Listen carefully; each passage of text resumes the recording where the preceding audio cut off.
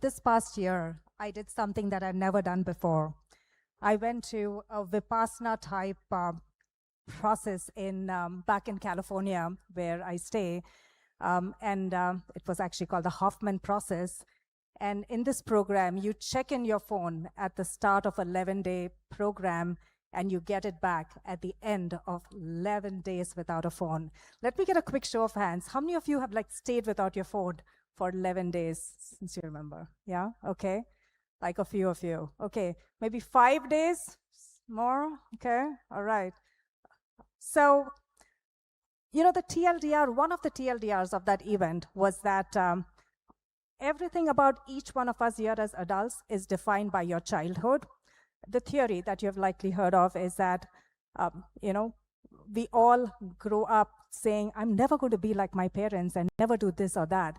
And then as we grow as adults, surely, you start adopting behaviors exactly like your parent, or on the other side, you can rebel against it.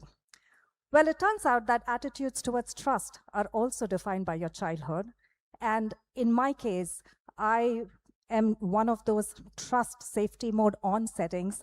I trust people inherently. I trust that they'll do what they say they'll do, and they'll do it with the right spirit. And that attitude to trust also transcends to technology for me.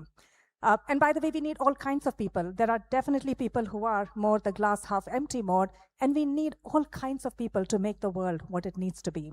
So in my case, from my perspective to technology, it's not about being an optimist.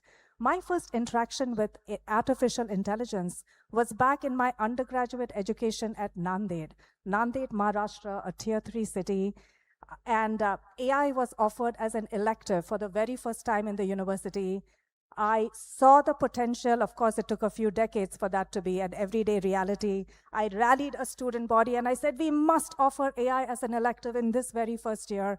And it was back then in Nanded that AI was begun to offered in that university. And by the way, to give you a perspective, we didn't even have a proper college campus when I started. We borrowed the space from a high school.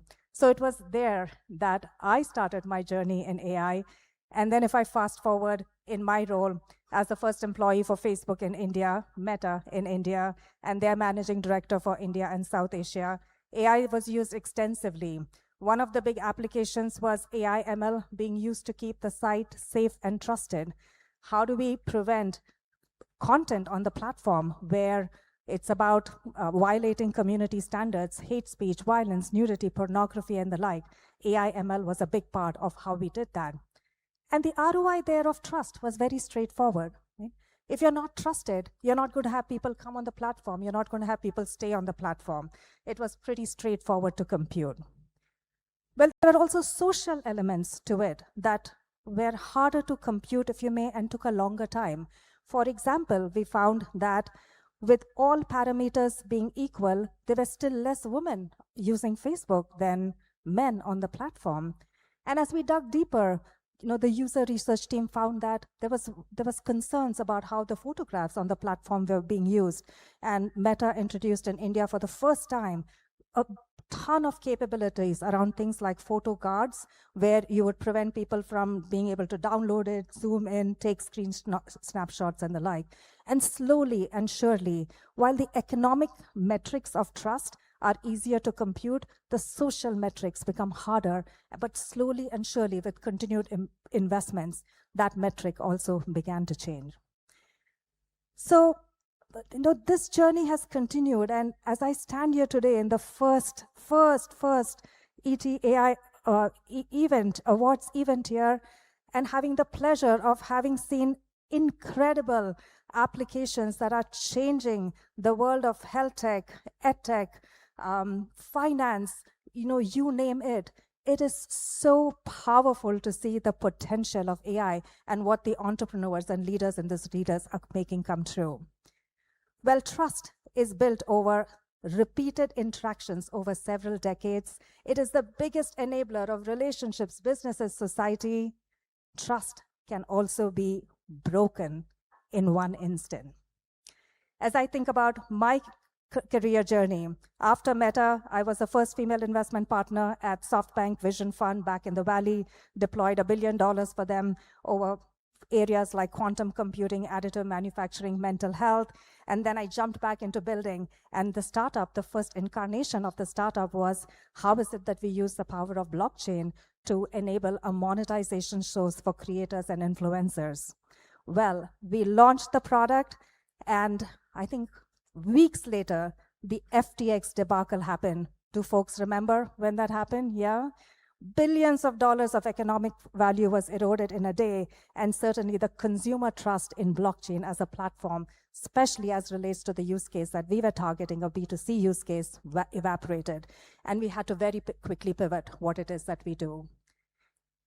And while that hit the mind in terms of what we do next, and it was a quick pivot to the enterprise, what hit the heart was when one day on a walk with my daughter, she said to me, "Mom, I don't mean to be a hypocrite because I know that big tech pays for my school fees, but I don't like social media and I don't like what it has done to my generation." Okay?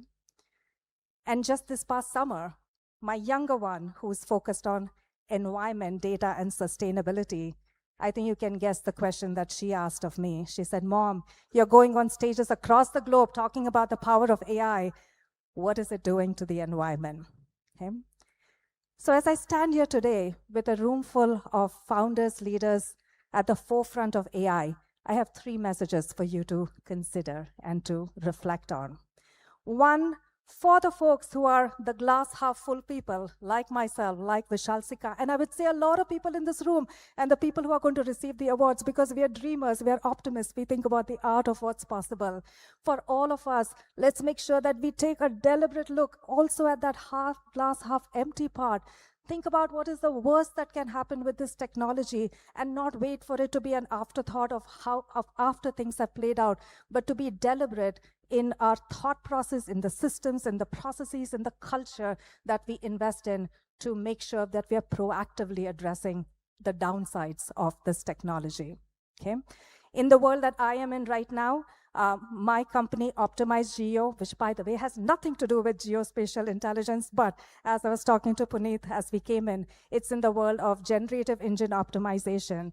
Having helped brands with the move to social and mobile in my last role at Meta, I'm now helping Fortune 50 and startups alike to be relevant as consumers shift from going to search for information to going to ChatGPT, Perplexity, Claude, and the like. Like, how many of you are going to Claude, Perplexity, Gemini, ChatGPT for everything from enterprise, business decisions, travel, and a lot of hands, right?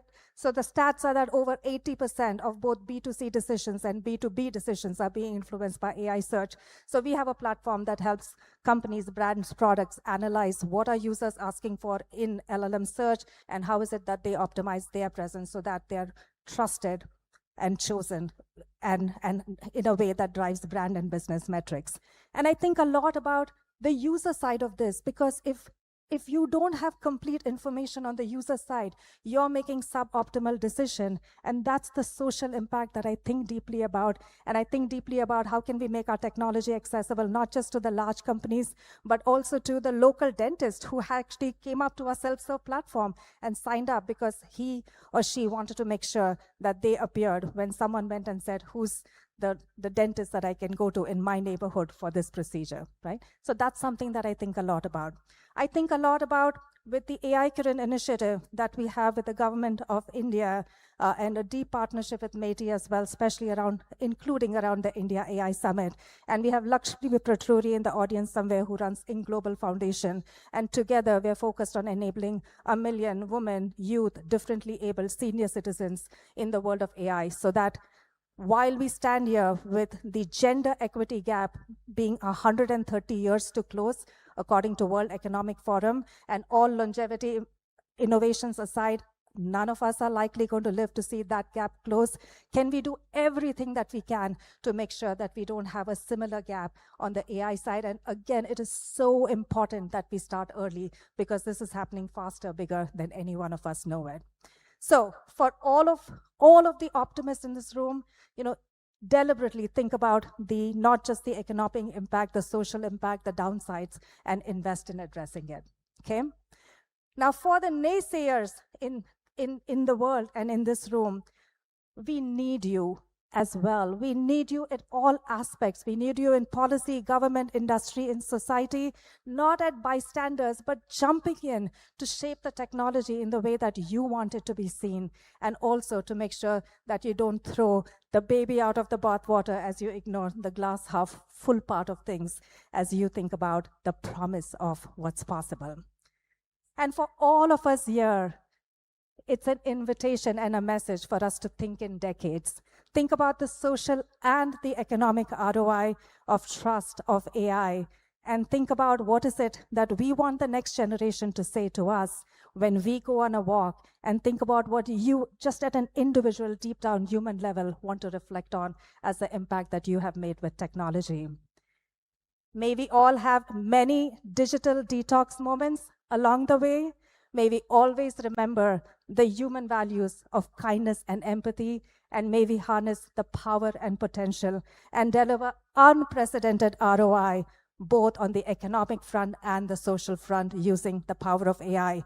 Congratulations, ET, for this landmark event. Congratulations to all the nominees, and I cannot wait to meet the award winners this evening.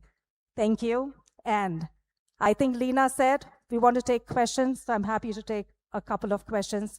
But again, thank you once again. And I think we should give a huge round of applause for all of the nominees and those that we're going to see this afternoon. So this applause is for all of the entrepreneurs. And with that, ready for questions. There is a question on table. All right. His hand went up first, so we'll go there and then we'll come to you. And while the light is on, Lakshmi, are you here in the room so that people see her? So she's back there. Please stand up. She is the founder of Inc. Global Foundation and my partner in running the AI Kiran initiative along with Neha. All right, question. Yeah, so my question is regarding how do you think the AI is going to affect the crime across the globe? Like, is it going to reduce, or what is AI going to do for? How is AI going to help to reduce the crime across the globe?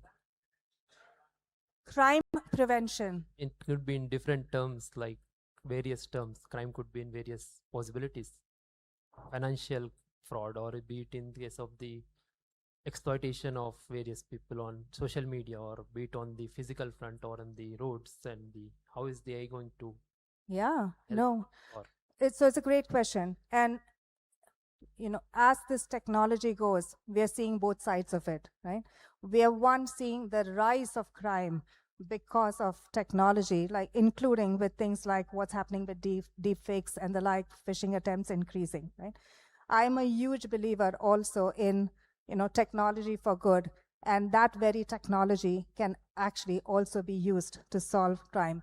And this has been, across decades, and AI, of course, becomes a tipping point, including things like what's happening with DNA identification and us being able to solve crimes that happened decades ago, right? That's just one example that comes to mind. And as surveillance becomes better, and as cybersecurity has to always keep on in front of all of the bad actors in the system. So I definitely see both sides happening, and for all of those who are at the forefront of fraud prevention, detection, more power to you, and we need you to really raise faster, harder, bigger, bolder. All right, a question at the back. Sorry, he did have his hand up. And by the way, you should, again, he is building 3 ECO. I just met him as I came in. EV in India, now investing in the US-India corridor and building the India-Japan corridor. So again, let's hear him for all the work that he's doing in the EV space. Yeah, thank you so much, Kirthiga. I've been following you, and as you rightly said, I took a lot of time to introduce this new tech in India, which is EV and the last mile mobility. And I've seen the challenges of new tech. One of the questions that I have in terms of AI, actually there are 2, is who in the board will manage the AI or take accountability for AI? And I want to see your views on that. Yep. And the second is, what are the kind of metrics when it comes to trust, ROI of the trust? What are the metrics? What are the a few metrics on that? Yeah, no, great question. So who in the board takes care of AI? I'm reminded of the time when we used to have a chief internet officer or a chief chief mobile officer, because it was a new technology. And, there are people who are hiring their chief AI officer. But very soon, I think the comment was made by, about this technology moving from frontier to foundational. And what we have to realize is AI has to be thought of across, like, every board member on the table, whether they represent, the compensation committee, whether they represent the audit committee, whether they're the governance, whether, like, whichever aspect that they represent, it really has to be thought about as an integral part of it, right? And when we think about the ROI of trust, right, a lot of people are measuring ROI of trust based on, let me take Meta, right? If people trust it, will more people join the platform? Will more people stay for a longer time on the platform? And of course, what does that then do in terms of a monetization capability, right? So that is one aspect of trust. Like in the EV space, it could be how many people trust the Waymo? How many of you have gone to this and driven in a driverless car, right? So a few of you, right? How many people, so there's that trust. How many people trust that technology enough to sit? And I went into a Waymo, I don't know whether I will still get on a plane that is a driver, So what is the user adoption of it? And what is it that leads to in terms of economic value is a pretty straightforward common metric of the ROI of trust. And what I would encourage all of us to do is also think about the societal value of trust, right? When there are questions about what's happening of AI and the cognitive ability of people, right? We need to understand that and study that. By the way, I will also share this with you. There's a lot of talk about how, AI will not replace jobs, but people who use AI will replace jobs of people who don't use AI. I want to add a third thing to that one, okay? People who use AI but don't double check your work, guys and gals, if you're in that category, you are the first to go. And I cannot tell you how many times I see this happening where I just get something that truly does not make sense, but that's done by AI, right? So those are the aspects that we need to think about in terms of the societal impact of the ROI of trust and have a more deliberate, focused effort, and also make sure we're funding those efforts, things like inclusive AI and the like.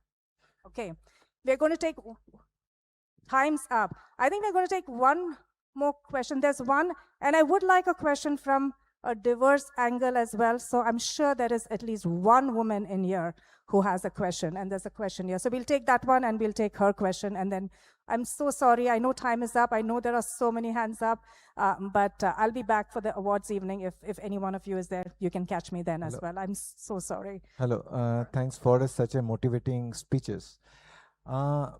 We are basically developing an engine which basically works with the startups gap analysis and how basically a startup should be bridge that gap to be sustainable in this particular ecosystems. That's a different part. But while developing this particular platform, we realize there is a biasness in the systems or the data, what it derives from the LLM or the SLM. Now, if you see last 10 years, and the people who are into the IT systems are having a cognitive, interactions with the system for last possibly 30 years, there is a biasness in the geopolitical situations or the decisions how has been made. Now, while developing our output from a LLM, we found it's a bit challenging. How you feel that the cognitive functions of the AI is going to handle this over the time, geopolitical decisions, biasness in the systems, how it is going to be handled? This is such an important question, and it impacts, again, how loan decisions are being based in AI and what is the decisions that's feeding into it, because AI has now the tendency to then accelerate the biases that exist in human systems. And it applies across the example that you spoke about, as I said, financial decisions, education decisions. There's now AI systems that's judging how good you are and whether your resume is going to go to the next step or not. There are agents that are going to make decisions for you. This is going to apply to every dimension and every industry, including the geopolitical aspect. And it really behooves us, this is again the glass half empty part, to actually identify that and make sure that we're building the right data sets. So, and I'll give you again like a very small example on the AI Kiran side. When we asked ChatGPT at the start of AI Kiran, tell us about 100 women in AI in India, it would give you 10 people and it would say, I can't find others. And we had to go, really search for it. And when with AI Kiran today, we have a community of 35,000 named women who are leading AI in the country and across the globe. We have to make a conscious effort across government, across industry, and like even individuals. One of the big things that I talk about, women, we need you to tell more stories, because otherwise the data that AI is being trained on is going to have a different lens. So if, each one of us are responsible for making sure that there's the right data set at the different levels that we operate in. It is such an important question. All right, and our last question.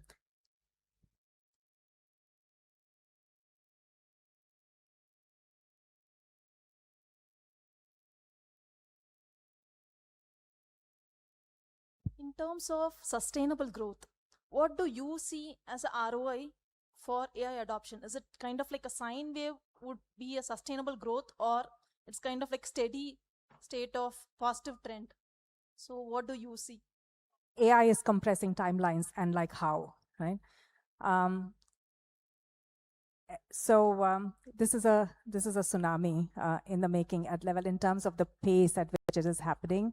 And so it behooves all of us to be out there, to be leaning into learning. And I'll be, even as a technologist, the pace of change can be overwhelming, but it behooves us to make the time to learn and think about our do time versus think time versus learn time. This is a time to really step into learning and know that the changes are bigger, faster, bolder.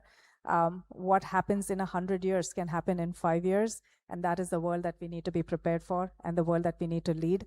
And you will see some of the examples of entrepreneurs who are actually making that a reality. All right, with that, thank you very much.